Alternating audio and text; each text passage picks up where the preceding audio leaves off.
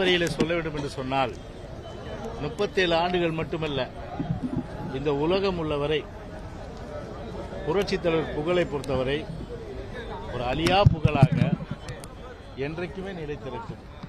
அந்த அளவிற்கு ஒரு கலைத்துறையிலும் சரி, அரசியலிலும் சரி, அதே போன்று ஆட்சி நிர்வாகத்திலும் சரி முத்திரையை பதித்தவர் புரட்சித் தலைவர் எம்ஜிஆர் அவர்கள். எனவேதான் புரட்சித் தலைவர் மறைவுக்கு பிறகு இது புரட்சித் தலைவி அம்மா அவர்கள் கழகத்தை கட்டி காத்து ஒரு சிறப்பான ஆட்சியை தமிழ்நாட்டில் நிறுவினார்கள். புரட்சித் தலைவி அம்மாவுடைய மறைவுக்கு பிறகு கழகத்துடைய பொதுச் செயலாளர் அவர்கள் கழகத்தை கட்டி காத்து 4.5 ஆண்டு காலம் சிறப்பான ஆட்சியை நிறுவி இருவரும் தலைவர்கள் அந்த நல்லாசியோடு அவர்களுடைய அந்த எண்ணமே கழகத்தை பொறுத்தவரை 100 ஆண்டுகள் தலைக்கும் வளரும் ஓங்கும் என்கின்ற அந்த கருத்து இன்னும் 1000 ஆண்டுகள் ஆனாலும் சரி தமிழ்நாட்டிலே புதுவை மற்றும் மற்ற சில மாநிலங்கள் கூட அனைத்து இந்திய அண்ணா திராவிட முன்னேற்ற கழகத்தை பொறுத்தவரை 1000 ஆண்டுகள் ஆனாலும் கூட ஒரு எவனாலும் கூட தொட்டு பார்க்க முடியாத ஒரு மிகப்பெரிய தீய சக்தியாக இருந்த அந்த காலகட்டங்களிலே அந்த குடும்பம் கூட எவ்வளவு முயற்சி செய்து, குறிப்பாக திரு கருணாநிதி குடும்பம் கூட அன்றைக்கு முயற்சி செய்த காலகட்டங்களில் அதையெல்லாம் தாண்டி ஒரு கழகத்தை பொறுத்தவரை 53 ஆண்டு காலம் வெற்றி நடை போட்டு இருவரும் தலைவருடைய நல்லாசியோடு இன்னும் 1000 ஆண்டுகள் தமிழ்நாட்டிலே தலைத்து வளர்ந்து ஓங்கி 31 ஆண்டுகள் ஆட்சி செய்து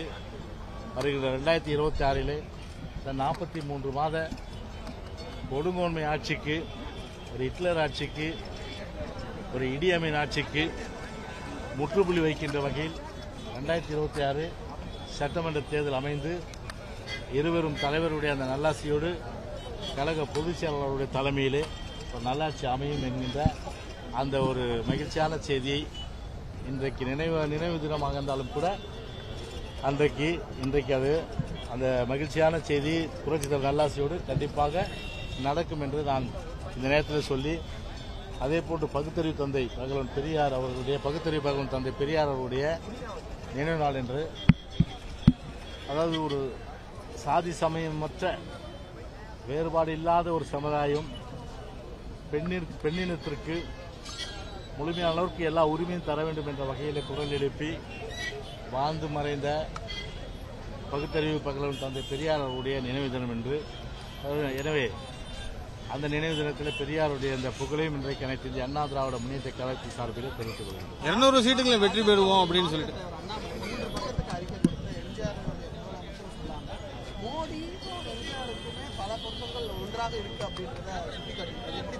இல்லை, என்ன பொறுத்தம் இருக்கு சொல்லுங்க. தலைவரை பொறுத்தவரை, புரட்சித் தலைவரை பொறுத்தவரை ஒரு மிகப்பெரிய அளவிற்கு புரட்சித் தலைவரை பொறுத்தவரை அவரோடு யாருமே ஒப்பிட முடியாத அளவிற்கு ஒரு மாபெரும் தலைவர் என்று சொன்னால் வரலாற்றிலே முத்திரை பதிக்கக்கூடிய தலைவர் சொன்னால் புரட்சித் தலைவர் எம்ஜிஆர் அவர் தான். புரட்சித் தலைவர் எம்ஜிஆர் ஜாதி சமயம் பார்க்கல, வேறுபாடு பார்க்கல, அதே போன்று மத ரீதியான அரசியல் பண்ணல. இதெல்லாம் அண்ணாமலை ஒத்துக்கிறாரா? இதெல்லாம் தலைவரை பொறுத்தவரை விவசாயிகளாக இருந்தாலும், தொழிலாளர் இருந்தாலும், நெசவாளர் இருந்தாலும், மீனவர்களாக இருந்தாலும் சரி, இந்துவாக இருந்தாலும் சரி, கிறிஸ்துவ மக்களாக இருந்தாலும் சரி, இஸ்லாமிய மக்களாக இருந்தாலும் சரி, ஜெயின மக்கள் சார்ந்தவர்களாகவும் சரி, அதே போன்று சிறுபான்மை மக்கள் நிறைய பேர் வாழுகின்ற தமிழ்நாட்டிலே எல்லோருமே போற்றக்கூடிய ஒரு மிகப்பெரிய ஒரு மாபெரும் தலைவர் புரட்சித் தலைவர் எம்ஜிஆர். அப்படி மோடியை பாராட்டுறாங்களா சொல்லுங்க. சரி, எங்களுடைய திட்டங்கள் புரட்சித் தலைவர் காலத்தில் எவ்வளவோ திட்டங்கள் கொண்டாந்தாங்க. அன்றைக்கு குறிப்பாக சொல்ல போனோம்னா ஒரு சமூக நீதி என்ற அடிப்படையில் 50% இடஒதுக்கீடு அன்னைக்கு கொண்டு வந்தது யார்? அன்னைக்கு புரட்சித் தலைவர் எம்ஜிஆர் தான் அன்னைக்கு கொண்டு வந்தார். அன்னைக்கு புரட்சித் தலைவர் எம்ஜிஆர் கொண்டு வந்து அதன் பிறகு பார்த்தீங்கன்னா 20-30 திரு கருணாநிதி பிரிச்சார். அந்த 50 தான் பிரிச்சாரு. கருணாநிதி ஒன்றும் பிற்படுத்தப்பட்ட சமுதாய மக்களுக்கோ மிகவும் பின்தங்கிய மக்களுக்கோ எதுவும் செய்யல. தலைவர் கொண்டு வந்த 50 தான் 30-20 ஆக்கினாரு. அதுக்கு ஒரு ஆபத்து வந்தது, 69% இடஒதுக்கீடு. அதுக்கு முழுமையா பாதுகாப்பு கொடுத்து சட்டத்தை திருத்தி 9வது அட்டவணையில் சேர்த்து இன்னைக்கு 69% இடஒதுக்கீடு. பழங்குடியினர், ஆதிதாளர்கள், பிற்படுத்தப்பட்டவர்கள், அதே போன்று மிகவும் பின்தங்கியவர்கள் இவரெல்லாம் 69% இடஒதுக்கீடு அனுபவிக்கிறோம் சொன்னா திமுக காரணமா இல்ல மோடி காரணமா? அண்ணா திமுக தான் காரணம், அம்மா தான் காரணம். இப்படி ஒவ்வொன்றா நாங்கள் எடுத்து சொல்ல முடியும். அதனால ஜாதி மத இனத்தை எல்லாவற்றையும் கடந்து நிற்கின்ற சமத்துவம் பார்க்கின்ற ஒரு இயக்கம் அனைத்து இந்திய அண்ணா திராவிட முன்னேற்ற கழக இயக்கம். அதனால்தான் தலைவரே சொன்னார், பிரிவினை நாடும் சமநிலையில் இணைவோம் என்ற அந்த கருத்து. இன்றைக்கு அந்த அளவுக்கு இன்னைக்கு பிஜேபி கொள்கை இருக்கு. இன்னைக்கு மதத்தால பிரிவினை பண்றது தானே அவங்களுடைய வேலையாவே இருக்கு. சமநிலை எங்க இருக்கு? இன்னைக்கு வெண்ணெய் ஒரு கண்ணில் சுண்ணாம்பு ஒரு கண்ணில்ன்ற மாதிரி சிறுபான்மையின மக்கள் ஒரு கண்ணிலையும் மற்றவர்கள் ஒரு கண்ணில்ன்ற மாதிரி தானே இருக்கு. அதில் இதை எந்த நிலையிலும் அவரோட ஒப்பிடவே முடியாது. மடுவுக்கும் மலைக்கும் உள்ள வித்தியாசம், மடு எங்க மலை எங்க, மடுவுக்கும் மலைக்கு உள்ள வித்தியாசமாகத்தான் மோடி எம்ஜிஆர் பார்க்க முடியும். விரைவில் அம்மா ஆட்சி அமையும், ஆனால் யார் தலைமையில் என்று கேட்காதீர்கள், எப்படி என்று கேட்காதீர்கள், யார் அடிப்படையாக வச்சு பேசுறாங்க? 2026 அம்மா ஆட்சி அமையும், பொதுச்செயலாளர் தலைமையில் தான் அமையும். இதுல எந்த மாறுபட்ட கருத்து இல்லை. அது என்ன அவங்க அதை ஓப்பனா சொல்லிட்டு போக வேண்டியதானே, அதுல என்ன கஷ்டம் இருக்கு? 200 சீட்டை ஜெயிப்போம் அப்படின்னு சொல்லிட்டு முதலமைச்சர் சொல்லியிருக்காரு.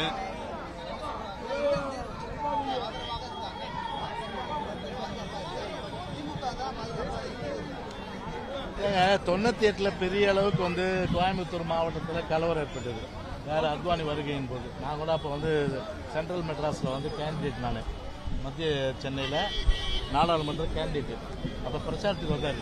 பெரிய குண்டு வெடிப்பு வெடிச்சு கிட்டத்தட்ட 52 பேர் செத்தாங்க. அதுக்கப்புறம் பார்த்தா அதை வைத்து என்ன தன்னுடைய ஆட்சியை கலைச்சிருவாங்கன்னு சொல்லிட்டு என்ன பண்ணாரு, இருக்கிற இஸ்லாமியர் எல்லாம் பிடிச்சாங்க, மசூதி எல்லாம் போய் ரைட் அடிச்சாங்க.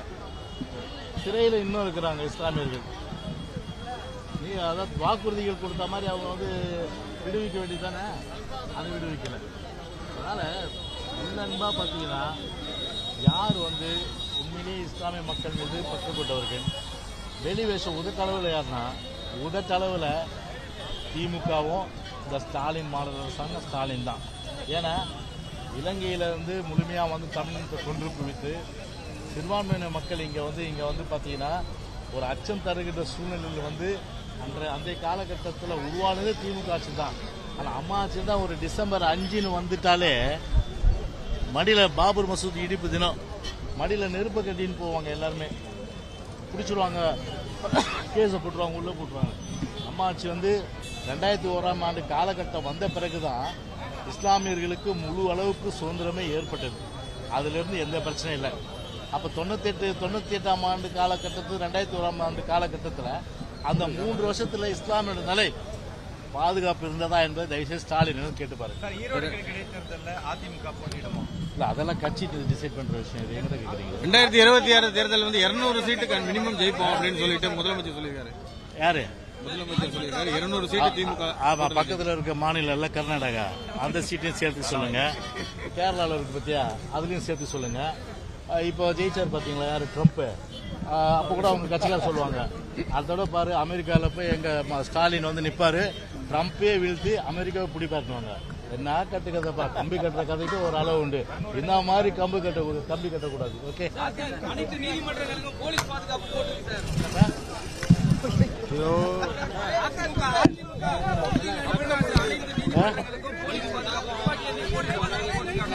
இந்த ஆட்சியில அதாவது சொல்லுவாங்க, இன்னும் ஒரு பழமொழி சொல்லுவாங்க இல்லையா, அதாவது பேய் அரசாண்டால் பிணந்துண்ணிங்கள்ன்ற மாதிரி பிணந்தின அரசாங்கம் தான். இந்த ஒரு நீதிமன்றத்துக்கே ஒரு பாதுகாப்பு இல்லாத ஒரு சூழ்நிலை இன்னைக்கு இருக்கிறது நினைச்சுதான் இன்னைக்கு மிகவும் வேதனைப்படக்கூடிய, வெட்கப்படக்கூடிய, வருத்தப்படக்கூடிய, இந்த அரசுக்கு கண்டனம் தெரிவிக்கக்கூடிய ஒரு விஷயம். அதனால யாருக்குமே பாதுகாப்பு இல்லை. நீதிமன்றத்துக்கு வாசலே நடக்குது. எங்க போனாலும் கொலை, கொள்ளை, கடத்தல், ஆள் கடத்தல், கட்ட பஞ்சாயத்து, இதுதான் டெய்லியும் தினந்தோறும் நடக்கின்ற விஷயங்கள். அதனால இந்த அரசு கிட்ட வந்து நம்மை நாம் காப்பாற்றிக் கொள்ளக்கூடிய அளவுக்கு நாம் தயாராகிக் கொள்வோம். அவ்வளவுதான். இந்த அரசை நம்பி பிரயோஜனமே இல்லை.